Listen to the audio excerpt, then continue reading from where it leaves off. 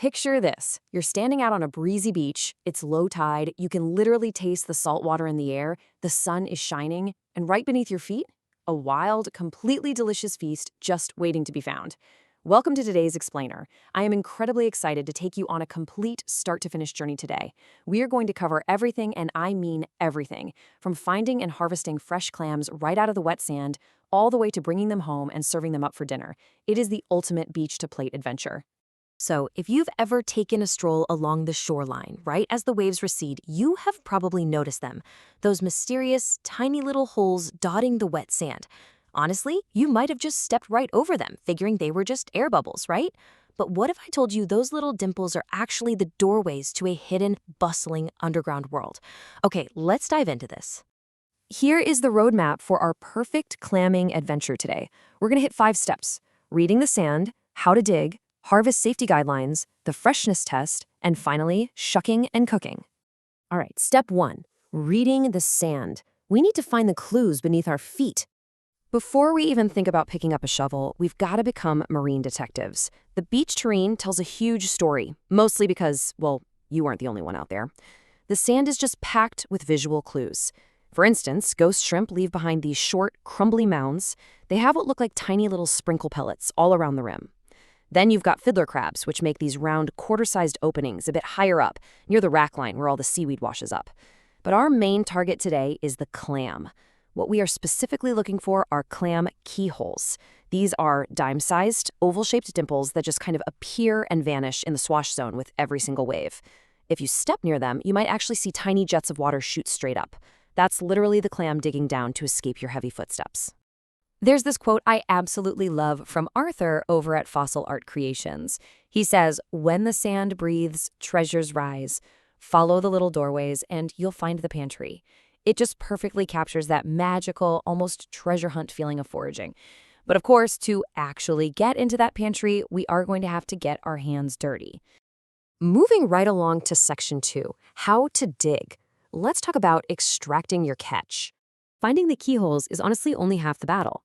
You really have to understand your target, because extraction methods change drastically depending on what you're after. First up, we have bar clams. These hang out on sandy beaches and sandbars, and they are super shallow. Sometimes you don't even need a shovel, just a sturdy shell will do the trick. Next, we've got soft-shell clams. A lot of people call these steamers. They prefer tidal mudflats, and they bury themselves a few feet deep.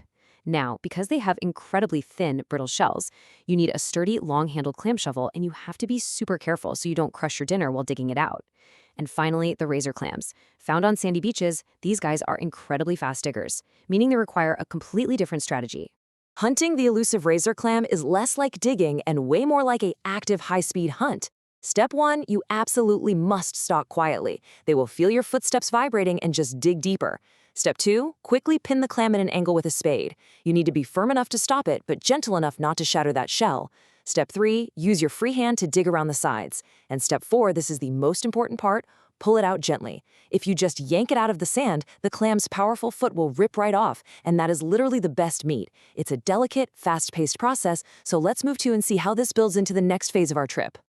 Okay, section 3, harvest safety guidelines. We've got some crucial legal and safety checks to go over. Now, before we rush home with our buckets completely full, we have a mandatory stop. Shifting from the thrill of the hunt to safety is just absolutely non-negotiable for any forager. State guidelines use a really memorable framework called the 3 C's. First, check. You have to check for local health closures, biotoxin advisories, and harvest limits the exact same day you go out. Second, chill. Try to harvest on the outgoing tide and get your catch onto ice immediately to stop bacterial growth. Third, cook. Especially in the warm summer months, you've got to cook your shellfish to an internal temperature of 145 degrees Fahrenheit for at least 15 seconds. That kills naturally occurring harmful bacteria, like Vibrio. I need to heavily emphasize this next point because it is literally life or death. If an area is closed due to marine biotoxins, which you probably know as red tide, you absolutely cannot harvest there, period. These biotoxins cannot be destroyed by cooking, they can't be rinsed off, and freezing them does absolutely nothing. There is no amount of heat in the world that will make a red tide clam safe to eat.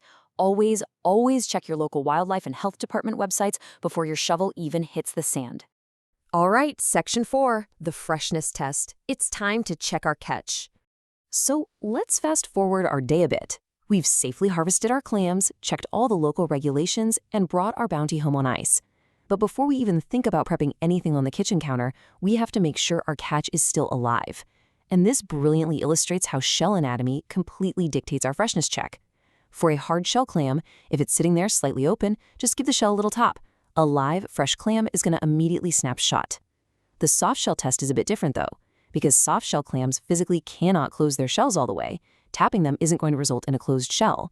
Instead, you want to tap it and look for a physical response like a little movement or twitch from the exposed siphon. If any clam fails its test, throw it in the trash immediately. It's died, and there is no way it is safe or fresh to eat.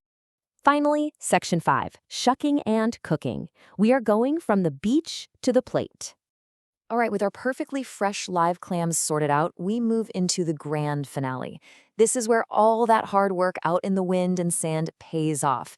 Now, shucking can seem super intimidating, but it really just breaks down into 4 easy steps. First, scrub the shell clean under some cold water. Step 2 is absolutely vital. If you don't want a crunchy dinner, soak the clams in a bucket of salt water.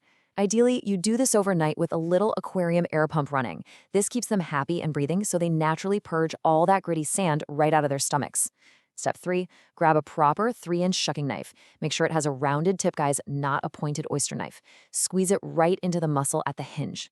Finally, step 4, gently twist the knife to use it as leverage and pop the seal. I promise you will hear an incredibly satisfying snap when that adductor muscle gives way. Now for the absolute best part, the cooking. You can keep it totally classic and just steam them whole. Toss them in a pot with an inch of water and a dash of sea salt for 5 to 20 minutes, right until those shells pop wide open. If you want some crunch, slice up the foot or the siphon, bread them in corn flour and buttermilk, and deep fry them in a heavy Dutch oven until they are perfectly golden brown. Oh man, you will hear the most amazing sizzle the second they hit that hot oil. Or you can pan fry just the abductor muscles in screaming hot butter for about 30 seconds per side. It sears them up beautifully, almost exactly like tiny scallops. So after all that, I really only have one question left for you. Are you ready to grab a shovel, head out to the beach, read the sand, and start your very own beach-to-plate adventure?